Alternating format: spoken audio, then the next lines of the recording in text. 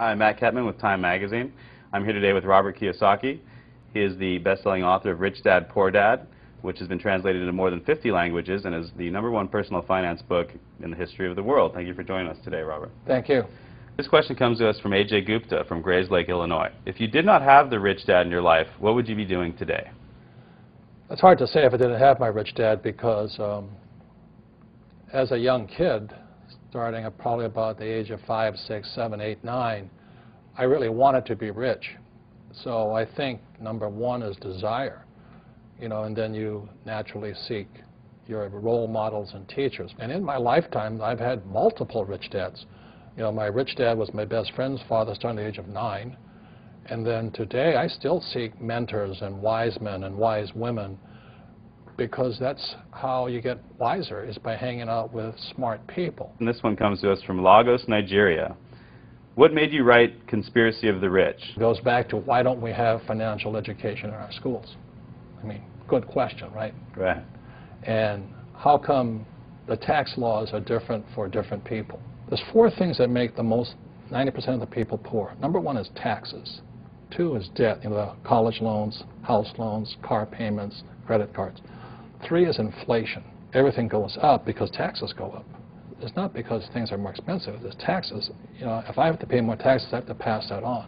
And the 4th thing that makes people poor is a retirement plan, that 401k or the IRA or their SIP. I don't need a retirement plan because all of my assets produce income. So like I have 1,400 apartments. Every month I get a check. Why do I need a retirement plan?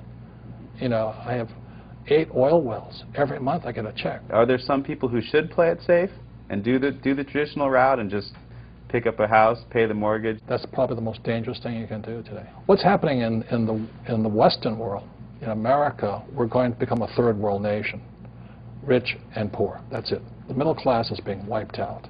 So the people in the middle, whoever's left in there, will be the ones paying the taxes, the debt, the inflation. The middle class is they're the pack mule. Is there any way a government can help this, or is it really based on the individual to come up? You have to decide which side of the fence you're on, rich or poor.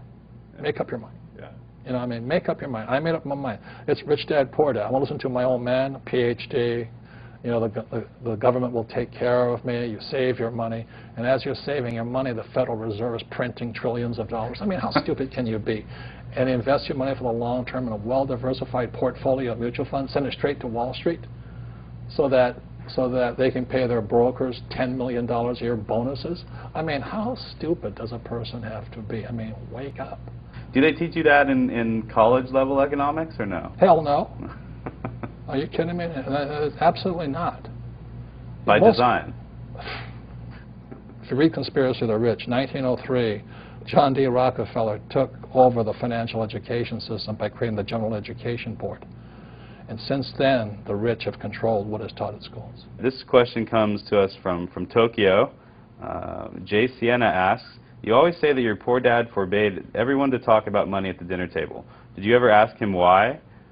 And at your dinner table now, are people allowed to talk about money? That's all I talk about is about money. Tell me something money does not affect. Does money affect education? Absolutely. If you have money, you can go to the best schools. Look at George Bush. Right. This one comes from Laredo, Texas, from Steven San Ramon. When you and your wife were living out of your car, how did you remain so confident that you would be able to accumulate enough wealth to not only retire rich, but young as well? Well, confidence comes from discipline and training. I think one of the best things that happened for me I kept flunking out of school. And I realized it wasn't school that was a problem, it was a lack of discipline. And so that's one of the reasons that I went to military school. The military trains you that there's 4 strengths. There's mental strength, emotional strength, physical strength, and spiritual strength. So that's what kind of kept me going. Is there a time to bail out on a project, though? When... That's not in my vocabulary. Yeah. Look, I have an unfair advantage, I went to war. And at war, I'm alive because other guys died for me. When you see stuff like that, how can I quit? Most guys are just wimps, pussies, cowards. They don't have it. So they should get a job. Muhammad Zafar asks, is it possible for a person with no money and few resources to still make a fortune? How? Get off your butt. You have to get smart. You have to look for teachers. I mean, it's pretty obvious. Like I said, you know, if you want to be a mechanic, you go hang out with mechanics. You know, you want to be a school teacher, hang out with school teachers. Right. Right? It's really simple. I mean, and it takes determination, discipline, drive, correction. Can't quit.